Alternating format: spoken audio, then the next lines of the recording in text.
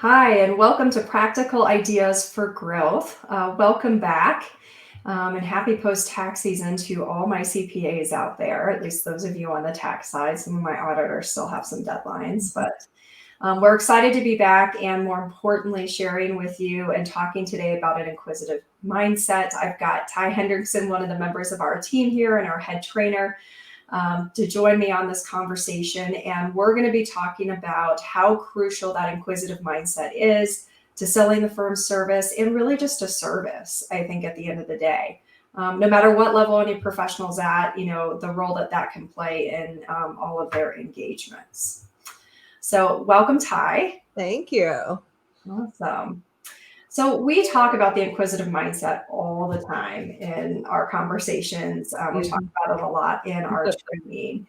And, so one of the things that we talk about are, this is one of the traits that is associated with, really good soft skills and really good service. But what are some of the things that you see, traits for lack of a better term, that are associated with somebody that has that inquisitive mindset? Yeah, the inquisitive mindset is so important to start early with. And I think we talk about this all the time. Kids naturally have an inquisitive mindset. And it's always, but why? But why? But why? And I laugh because my son literally, when I see this, he's almost 12, but he's like, I have a question. I'm like, oh, this is going to be good. But he just naturally is always trying to figure out what's going on and what's next and what's happening and trying to get answers in his head. And we lose that at some point. But it's so important when you get into a service role, because you can't provide good service if you don't know your clients. This is beyond even like prospecting and selling and all the BD stuff that we talk about. But an inquisitive mindset is something that you have to have in order to do well from an administrative level all the way up to a rainmaker level, because you have to genuinely want to know your clients. You have to genuinely want to know your prospects so that you can make some sort of connection and figure out how you can help them.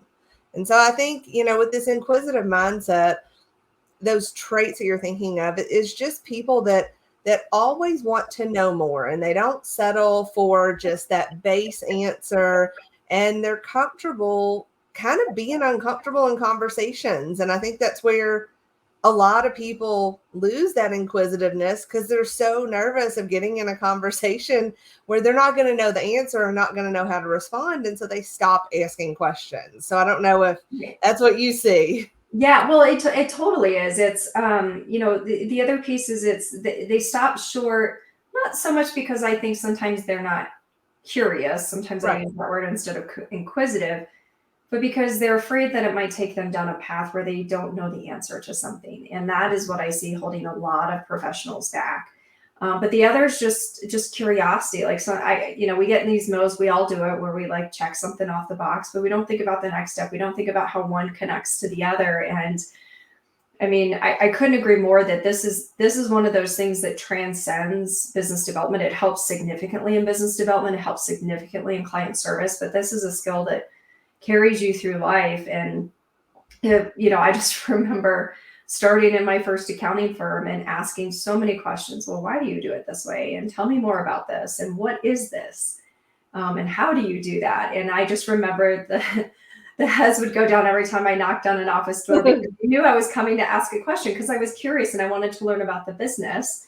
And fast forward, a couple decades later, it's carried me far and it's helped me learn about the profession. But I do think we lose that. And my 6-year-old reminds me of that on a daily basis. We have set aside time to go through all the things that are like rolling through his head, for the day. Like, what are you wondering about today?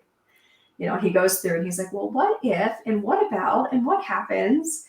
And we don't do that as adults anymore. And I miss that. And I'm like, how do I bottle this? How do I bottle a 6-year-old? I'll tell you, I still remember I had a leader early on in my career that was so good at the, teach them to fish methodology, right?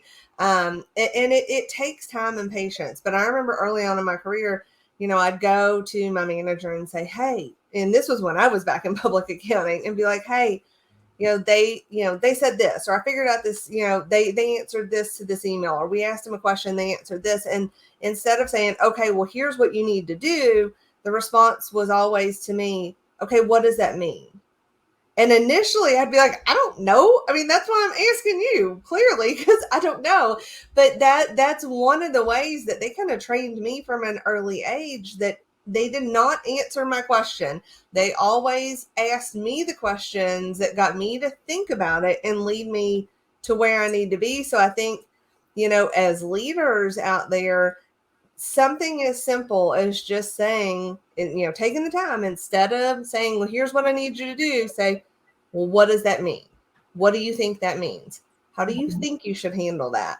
That type of stuff. And I think that is one of the biggest ways that leaders can help people kind of move from that, scared to ask the question, scared to get in that conversation, that loss of curiosity, to start thinking a little more creatively, which will in turn lead to asking better questions. But that was one of my favorite things that I've taken in my career forever is, well, what do you think that means? And such a good reminder, because yes, we do. Sometimes we get in the habit of giving the answers because it's just faster, but it's the same thing, when we go to delegate, like we have to give people the opportunity to do the thinking. We all hear that a lot in management, that we want people to do more of the thinking, and we have to give them the opportunity to learn to do that, and subtly let them know that it's expected. yeah. It's funny how some will pick up on that very quickly the first few times you ask that, and then they can kind of preempt that, and others sometimes won't. But one of the questions we get a lot is like, yeah, great, I agree with you, we should be more inquisitive, we should ask more questions, but how do you do this, right? What are some of the types of questions? Is there a framework? Where should somebody begin if they want to try to start to be more curious and inquisitive? Well, I think there's two things. One is, and we talk about this all the time, give younger people the ability to shadow you and see what questions you ask, right? So that's one of the places you should start. But I also think letting them take baby steps, right? So if you're meeting with clients, bringing younger staff or people that don't traditionally have a lot of client exposure in, and, I even think if they're super nervous, give them a couple questions. Tell them when to ask them. Say, hey, I would normally ask this when I open the meeting. Like, tell me what's been going on in your business, or tell me what's been going on with you. Just a very simple, open-ended question. And just say, hey, look, I'll tee it up. I'll start and introduce everybody and say, hey, look, we just want to take some time to catch up with you and learn a little bit more about what's going on. Sarah, why don't you start us off? And then you already know what question to ask. You can throw it out there. You have a safety net. I think it's throwing people to the wolves, I guess, is where most people default to. We'll say, hey, well, next time you need something, just call the client and ask them all these questions. Well, that's going from like A to Z, without any life preservers or anything. And it makes people intimidated. So giving them the opportunity to interject those questions with a safety net, to me, is the best place to start. Mm-hmm. I couldn't agree more. We do that all the time here and encourage that a lot, that just make them part of the conversation. Shadowing is great because it's also going to kind of give you a real life example of when to ask questions, which is equally just as important as to what to ask is when to ask it. But even more importantly, they have to get practice. And, maybe that starts with saying, like, one question, you're going to be responsible for this question in the meeting. The rest of the time you can listen and take notes, and we're going to talk about it afterwards, right? Or maybe it's like, what questions do you want to ask? Here are some of the ones that this is the information that we need to get out of the meeting. What can you think of? How would you ask that question? And which ones do you want to do? Whenever we co-facilitate with anybody on our team, we're always outlining responsibility on the front end, so we're not stepping over each other, and that nobody's a fly on the wall. We really hate that when someone's a fly on the wall. So I love the idea of doing that. And I think we have aspirations of shadowing more, but it really is so important to starting that. Yeah. And I think another thing is asking people to prepare some questions ahead of time. Like you said, right? Mm-hmm. There's a difference between going into a meeting with someone and having your list of questions and going one by one through those, and it being an uncomfortable 20 questions type situation. But you want to prepare some questions ahead of time so that you have them if you get nervous or don't know what to ask, or at least have an idea of where you want the conversation to go, and making sure that those are open-ended. And so I think one of the biggest things that we lack in training is how to ask good questions. I know you say, where do we start? How do we ask? It's all about getting people comfortable with open-ended questions. And I see a lot of people when they coach on asking questions, sometimes correcting a little or driving it in the meeting. And that can sometimes cause some anxiety with the younger staff. It is so hard as a coach to sit back and listen to people really do it wrong, not the way I would do it. As my husband would say, it's not wrong. It's just not the way you would do it. But, sitting back and watching someone, do it differently than you would, and in waiting until afterward and going through and asking them, why did you do it that way?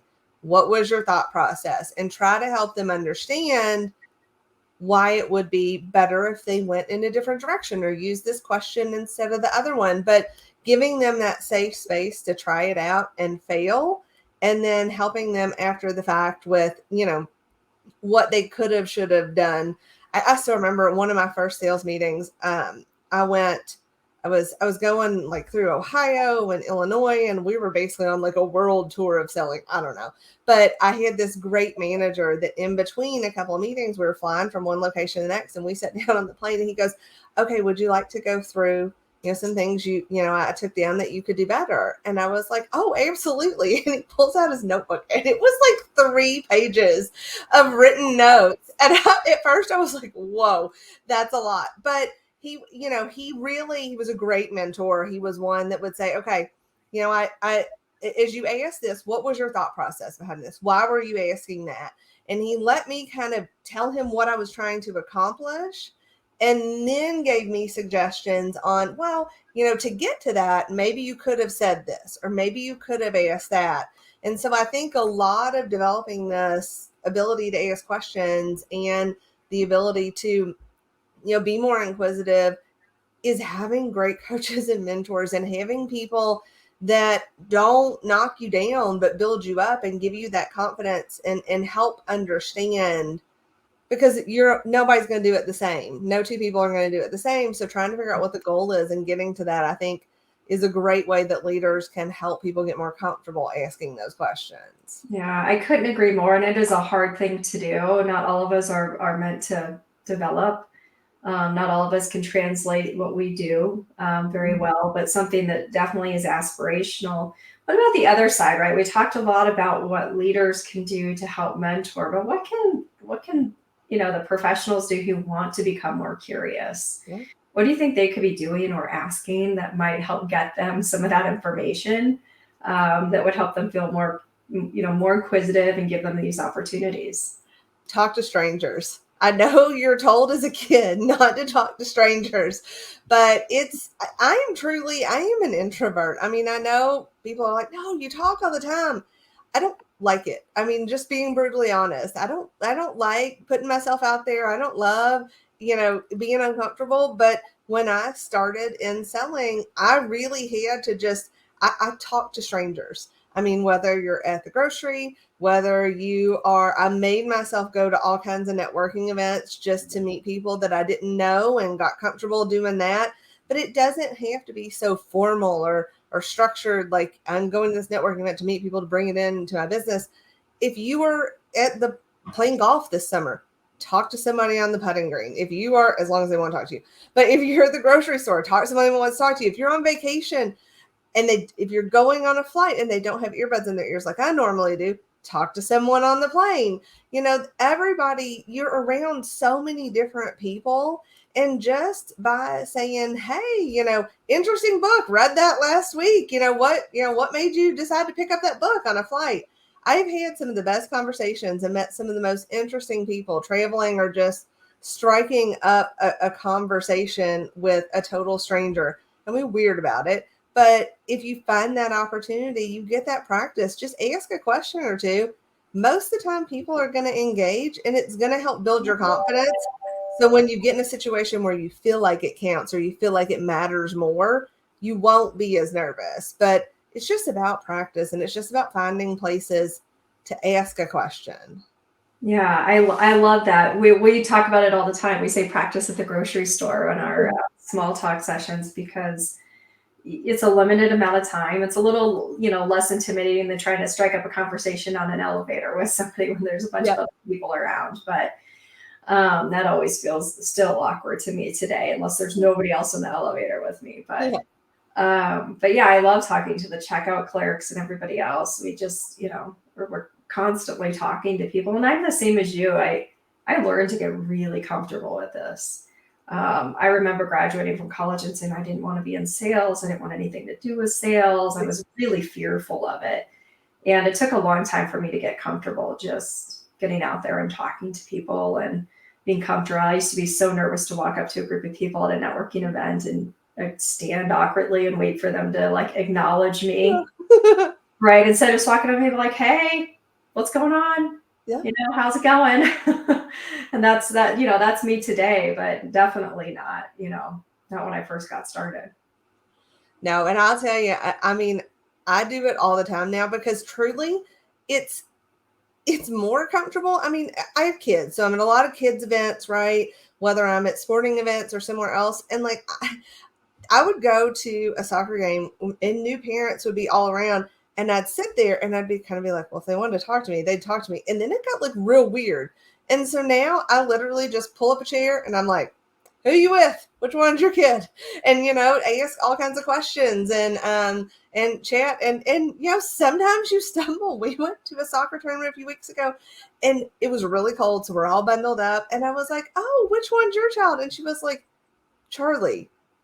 We sit together at a lot of these games. I'm like, oh my God, I didn't even recognize you with all the stuff on. I was like, I'm so sorry. And I just laughed it off. Whereas, 10 years ago that I would have like run off and cried by the fence or something because that would have been so stress inducing. But, nobody cares. Nobody is going to judge you for the way you open a conversation. Nobody's going to judge you for the way you carry on a conversation. More than likely, they're sitting there too going, should I talk to that person? Should I say something? Should we engage? And so now I just open it up and ask a question and say hi. And if they want to engage, great. If they don't, they don't. And it just takes practice, and it takes doing it in situations where you don't feel pressure like work. And then you'll welcome talking to clients because you're like, it's not the random person at the doctor's office that I had to sit next to and randomly talk to for 30 minutes because there was nobody else to talk to. Absolutely. I love it. And I think we could probably spend a whole nother, 20 minutes talking about this or, all day. But unfortunately we are at time, but thank you so much. This was a great conversation. I hope it was helpful for some of our listeners too. And I hope it encourages you to get out and use some of those inquisitive skills, or if you're a leader, to maybe mentor others to participate in some of those conversations and shadow some of them. Well, thank you.